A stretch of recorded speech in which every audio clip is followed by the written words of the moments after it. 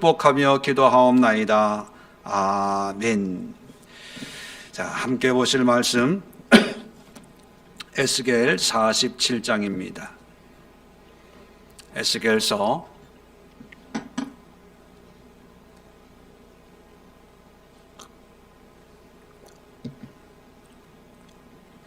47장 1절로 12절까지 우리 한 절씩 교독하도록 합니다. 내용을 생각하시면서 1절 제가 먼저 읽겠습니다. 그가 나를 데리고 성전 문에 이르시니 성전의 앞면이 동쪽을 향하였는데 그 문지방 밑에서 물이 나와 동쪽으로 흐르다가 성전 오른쪽 제단 남쪽으로 흘러내리더라.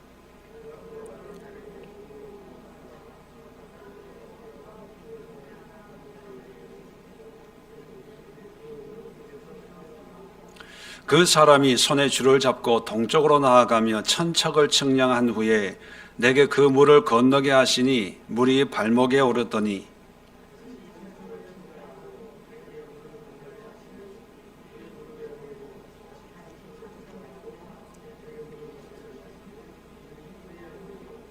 다시 천척을 측량하시니 물이 내가 건너지 못할 강이 된지라 그 물이 가득하여 헤엄칠 만한 물이요 사람이 능히 건너지 못할 강이더라.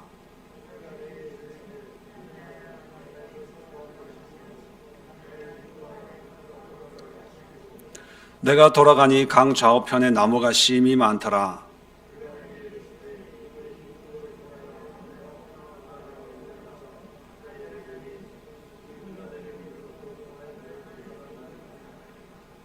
이 강물이 이르는 곳마다 번성하는 모든 생물이 살고 또 고기가 심히 많으리니 이 물이 흘러 들어가므로 바닷물이 되살아나겠고 이 강이 이르는 각처의 모든 것이 살 것이며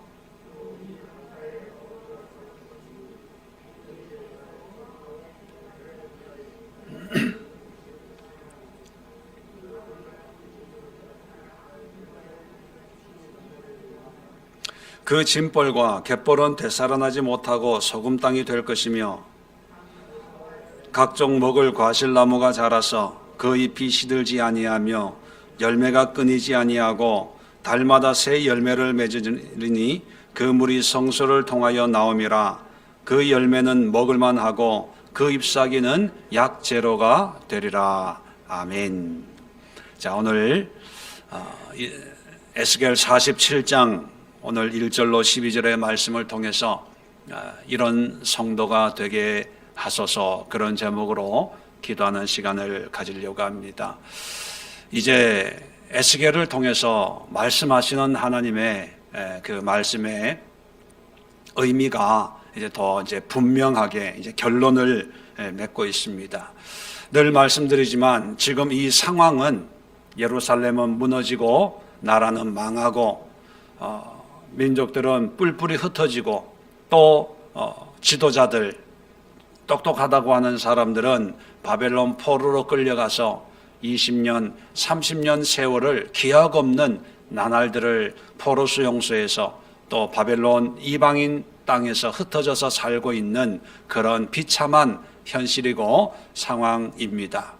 이런 낙심과 절망할 수밖에 없는 상황 속에 있는 이스라엘 백성들에게 에스겔을 통해서 하나님이 보여주시는 것은, 에스겔의 전반 부분은 왜 하나님이 유다를 멸망시키고 예루살렘을 멸망시켰는지 그 이유를 아주 조목조목 아주 MRI 찍듯이 엑스레이로 촬영해서 어떤 죄악의 상태를 고발하듯이 그렇게 고발을 하고 있습니다.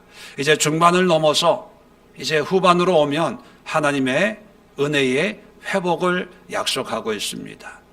그 회복의 대단원을 이루는 것이 바로 천상에 하나님이 임재하시는 거룩한 성전을 보여주는 것으로 막을 내리게 되는데, 47장에 오면 그 성전에서 동쪽 문 지방을 통해서 물이 흘러나오는 것을 환상 가운데 보여주게 됩니다. 전번에도 말씀드렸지만 성전의 동쪽 문은 의미 있는 문이다, 그렇게 말씀을 드렸지요. 하나님이 친히 들어가시는 문이에요. 그래서 이 문은 그 누구도 드나들 수 없고 오직 하나님만 드나들 수 있기 때문에 하나님의 영광이 임하면 이 문은 닫혀져 있어야 되는 그런 문입니다. 아무도 드나들 수 없는 그 문이 동쪽 문인데 이 동쪽 문 문지방에서 물이 흘러 나오는 그런 환상을 보여주게 됩니다. 그런데 이 오늘 본문에 보면 물이 흘러나오는데 천척을 측량해서 에스겔에게 건너가봐라 하니까 건너니까 처음에는 발목을 적시고 또 천척을 측량하니까 그 다음에는 어디를 적셔요? 무릎을 적시고 또 천척을 측량하니까 4절에 보면 허리를 적시고 그 다음에 5절에 또 천척을 측량하니까 이제 강이 되어서 도저히 건널 수가 없고 헤엄을 칠 수밖에 없는 그런 큰 깊은 강이 되더라. 그런 말씀을 하고 있습니다. 그리고 이 물이 흐르는 곳을 자세히 보니까 이 물이 닿는 곳마다 죽었던 땅들이 다시 살아나는 거예요. 여러분도 잘 아시다시피 팔레스타인 지방은 이 가물기 때문에 강도 별로 없고 또 나무도 오아시스 외에는 그렇게 나무를 볼 수 있는 그런 지역이 아니지요. 그런데 7절에 보면 강 좌우편에 나무가 심이 많고 또 8절에 보면 바닷물이 되살아나는 거예요. 그리고 9절에 강물이 이르는 곳마다 번성하는 모든 생물이 살고 거기가 심이 많으리니 이 물이 흘러 들어가므로 바닷물이 되살아나겠고 이 강이 이르는 각체의 모든 것이 살 것이며 10절에는 각종 고기가 큰 바다 고기같이 심이 많아지는 거예요. 또 놀라운 것은 12절에 강 좌우에 있는 그런 나무들이 먹을 과실나무가 자라서 잎이 시들지 않고 열매가 끊이지 아니하고 달마다 새 열매를 맺어요. 보통 과실나무는 1년에 한 번씩 열매를 맺는데 이 나무는 어떻게 된 게 매달 과실이 열리고 더 놀라운 것은 그 잎사귀는요 약재료가 되리라. 버릴 게 없다는 거예요.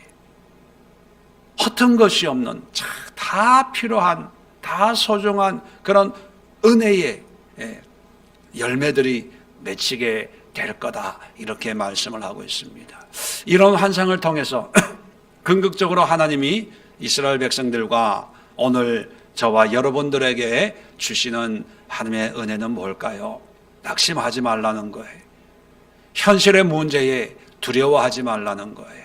지금 나라가 없고 성전이 없고 포로로 끌려가서 소망 없는 하루하루를 살고 있다 하더라도 이 땅을 보지 말고 하늘을 보면서 하늘에 있는 하나님의 성전에서 나오는 그런 은혜의 생명수의 강을 경험하고 그 생수의 강을 먹고 마심으로 장차 회복할 하나님의 영원한 나라를 꿈꾸고 소망하면서 늘 힘있게 담대하게 찬송과 예배함으로 하루하루 기쁨으로 살아가라. 그런 위로와 격려의 말씀을 주고 있는 것입니다.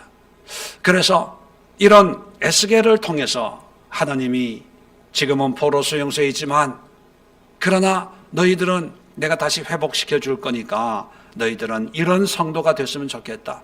이런 믿음을 가졌으면 좋겠다.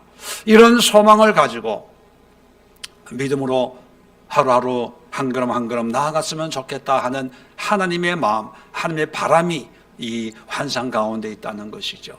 그렇다면 이 환상을 통해서 우리는 4가지 기도 제목 가지고 오늘날 낙심과 절망과 또 여러 가지 어려운 상황 속에 정말 희망이 보이지 않는 고통과 아픔밖에 없는 그런 상황에 있다 하더라도 오늘 말씀을 통해서 하나님 이런 성도가 되게 하옵소서, 이런 자녀 되게 하옵소서, 이런 믿음의 백성이 되게 하옵소서, 나에게 이런 은혜를 주세요 기도하고 또 이 시대를 살아가는 모든 그리스도인들, 모든 하나님의 백성들에게 하나님 코로나19 속에 이런 하나님의 은혜를 경험하고 이렇게 살아가는 이 시대의 그리스도인들 되게 하옵소서. 그렇게 함께 중보하는 그런 시간을 가지려고 합니다. 자, 첫 번째 우리가 어떤 은혜의 성도가 되어야 됩니까? 바로 이 물 속에, 하나님의 성전 동쪽문에서 나오는 이 물 속에서 살아가는, 은혜 속에 살아가는 그런 성도가 되어야 된다는 것입니다. 12절 중간쯤에 보면 그 물이 성소를 통하여 나옴이라. 이 물은 성소를 통해서 나와요. 성소를 통해서 나온다는 것은 뭐냐면 오직 하나님으로 말미암는 은혜라는 거예요. 다른 어떤 물질이 아니라, 어떤 명예가 아니라, 이 세상의 어떤 곳에 있는 것이 아니라 오직 이 생명수, 살리는 이 강물은 하나님의 성소에서 하나님으로부터 나오는 것이기 때문에 물고기가 물에 살아야 되고, 새는 하늘을 살아야 되고, 짐승들은 숲에 살아야 되는 것처럼 성도들은 뭐니 해도 하나님의 은혜에 거해야 돼요. 은혜에 거하지 않고 세상이 힘들다고, 환경이 어렵다고 그 은혜를 박차고 나가면요, 환경은, 돈은 좀 벌 수 있을지 몰라요. 자기가 원하는 어떤 꿈은, 목적은 이룰지 모릅니다. 그런데 행복이 없어요. 감사가 없어요. 어떤 분하고 전화 통화하면서 코로나19지만 그분은 어떻게 너무 바빠요. 분주하고 일이 전혀 코로나하고는 상관없이 그렇게 바쁘게 살아가는 분이 계셔서 내가 이렇게 어려울 때에 그래도 일할 수 있는 게 얼마나 감사합니까? 참 하나님의 은혜네요. 그랬더니만 목사님 말 마세요. 이렇게 바쁘게 살아도요, 내 마음에 감사도 없고 기쁨도 없고 행복하지가 않아요. 행복하지가. 그런 얘기를 하더라고요. 과연 행복이 뭘까요? 행복의 정의를 사람들마다 다 각자 각양 모양을 가지고 있겠지만, 여러분, 가장 인간으로서 가장 근본적인 행복과 기쁨은요, 하나님 안에서 찾아야 됩니다. 하나님 안에서 누려야 돼요. 그렇지 않으면 세상은요, 문제 하나가 있어서 하나 해결해서 너무 감사하잖아요. 그런데 몇 날 못 가가지고 또 다른 문제가 또 생겨요. 임용고시 됐잖아요. 이제 교사하면 또 다른 문제가 있어요. 또 다른 학생들 때문에 목사님 죽겠어요. 동료 교사 때문에 죽겠어요. 교감 때문에 죽겠어요. 그러다가 시집 가잖아요. 결혼하잖아요. 그러면 또 결혼 생활 때문에 죽겠어요. 또 애 놓잖아요. 애 때문에 죽겠어요. 세상 일은 죽을 일밖에 없어요. 그러다가 진짜 죽는 거예요. 그런데 하나님의 은혜 속에는요, 날마다 소망이 있고, 살만하다, 살자 하다 보니까 영생을 사는 거예요. 그래서 성도들은요, 어떻게 하든 하나님의 은혜 속에 있어야 되는 거예요. 코로나19 시대에 정말 마음껏 예배하지 못하고, 마음껏 기도하지 못하고, 마음껏 친교하고 교제하지 못하는 이런 답답한 속에 있을 때 우리가 더욱 각자가 자기의 방식대로 하나님의 은혜, 발목을 적시든지 무릎을 적시든지 허리를 적시든지 어떻게 하든지 하나님의 은혜 속에 몸을 담글 수 있는 그런 신앙을 가지고 그런 삶을 살아가야 되고, 이를 위해서 기도할 수 있기를 바랍니다. 두 번째는 오늘 이 물이 그냥 평평하게 흐르는 것이 아니라 깊이가 달라요. 무릎을 적시고, 발목을 적시고, 무릎을 적시고, 허리를 적시고, 그 다음에는 헤엄치는 큰 물고기가 있는, 그리고 주변에는 이 과실나무가 있고, 잎사귀도 약재료가 되는 그런 참 기이한 나무들이 있는 큰 바다를 이룬다, 이렇게 설명을 하고 있습니다. 이것은 뭡니까? 믿음의 정도가 다르다는 거예요. 믿음의 정도가. 무릎에 오는 그런 은혜 속에서도 은혜를 맛볼 수 있어요.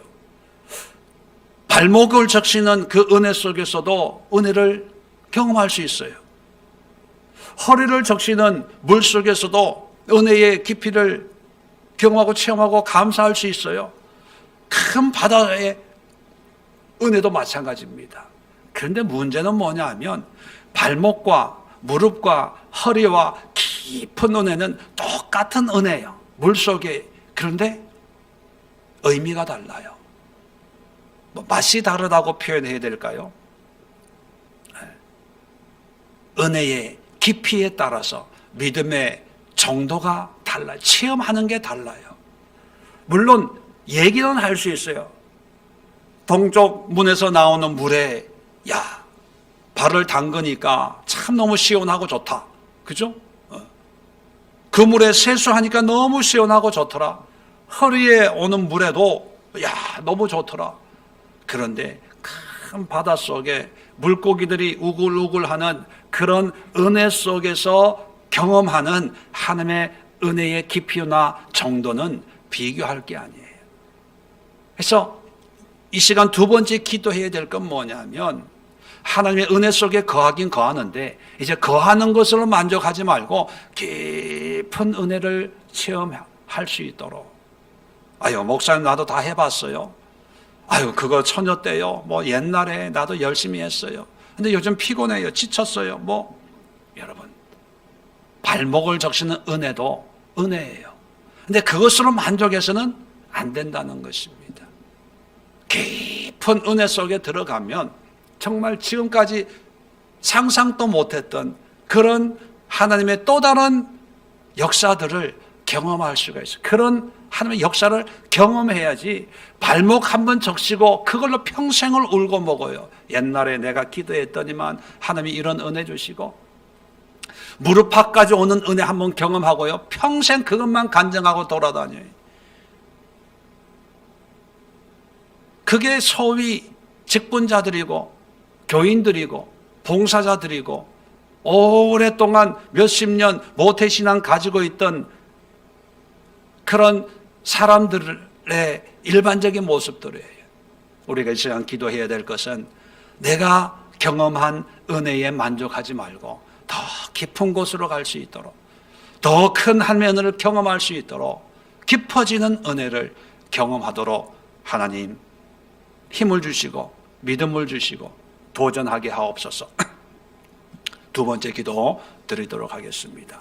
세 번째 기도는요, 그러면 어떻게 하면 더 깊은 은혜를 경험할 수 있을까요? 어떻게 하면 될까요? 더 기도 많이 하고 더 말씀 보고 그래도 돼요. 그런데 원리를 간단하게 생각하면요, 자, 물은 항상 수평이에요. 공사할 때 보니까 이 자가 있더라고요. 수평계. 거기에 물방울이 있는데 물방울로 이게 수평을 이렇게 잡더라고요. 왜냐하면 이 물이라고 하는 것은 항상 수평을 이뤄요. 물이 경사지게 이렇게 고이는 건 없어요. 그죠? 늘 중력에 의해서 늘 레벨이 한결같아요. 물이 나오면, 물이 흘러가면 레벨은, 수평은 항상 일정하잖아요. 그런데 오늘 성경을 보면 발목을 적시고 무릎을 적시고 허리를 적시고 이 깊이가 달라져요. 그러면 물이 많이 나온다는 거예요? 아니면 땅이 점점 이게 내려간다는 거예요? 땅이 점점 내려가는 거예요. 그죠? 물이 나오는 건 항상 수면은 일정하기 때문에 깊어진다는 것은 땅이 그만큼 꺼져 있다는 거죠. 땅이 꺼져 있다는 게 뭐예요? 우리가 낮아지는 거예요. 겸손한 거예요. 우리가 낮아지고 겸손해지면 하나님의 은혜는 꼭 나에게 와요. 오게 돼 있어요. 하나님의 뜻에 순종하면 은혜는 자동적으로 나에게 임하게 되어 있습니다. 자, 반대로 생각해서 요즘 은혜가 없어, 기도가 안 돼, 하나님이 저기 멀리 있는 것처럼 보여진다. 그러면 물론 여러 가지 이유가 있을 수 있습니다. 그런데 가장 간단하게 한번 점검해 볼 수 있는 첫 번째 포인트가 뭐냐면 내가 교만한 게 아닌가.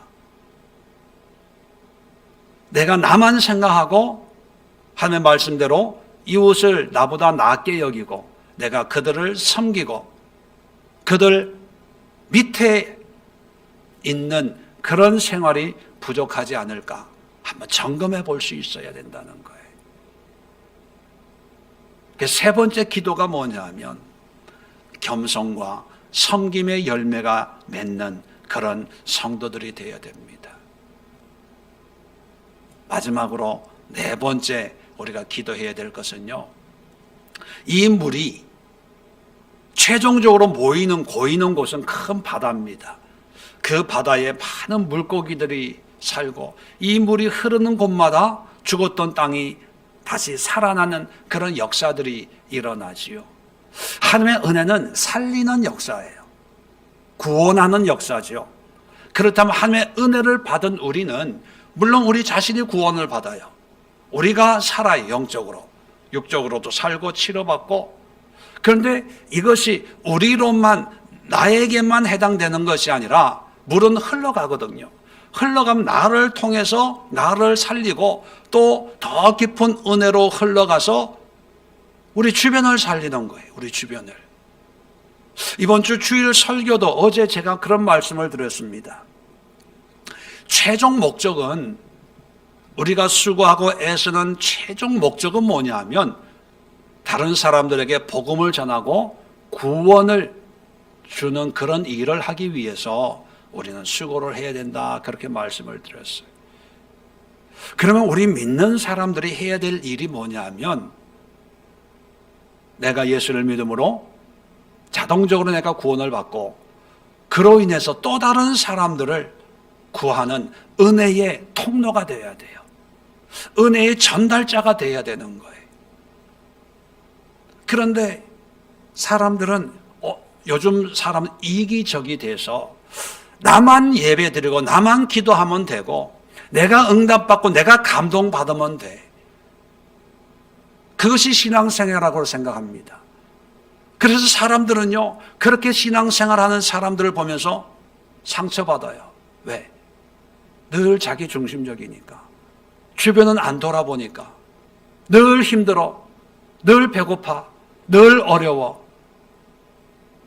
그리고 하는 얘기 보면 늘 은혜 받는데 늘 기도한대요. 하나님이 이렇게 인도하시고 저렇게 인도하시고. 그런데 그 모든 것이 자기예요. 자기. 다른 사람은 없어.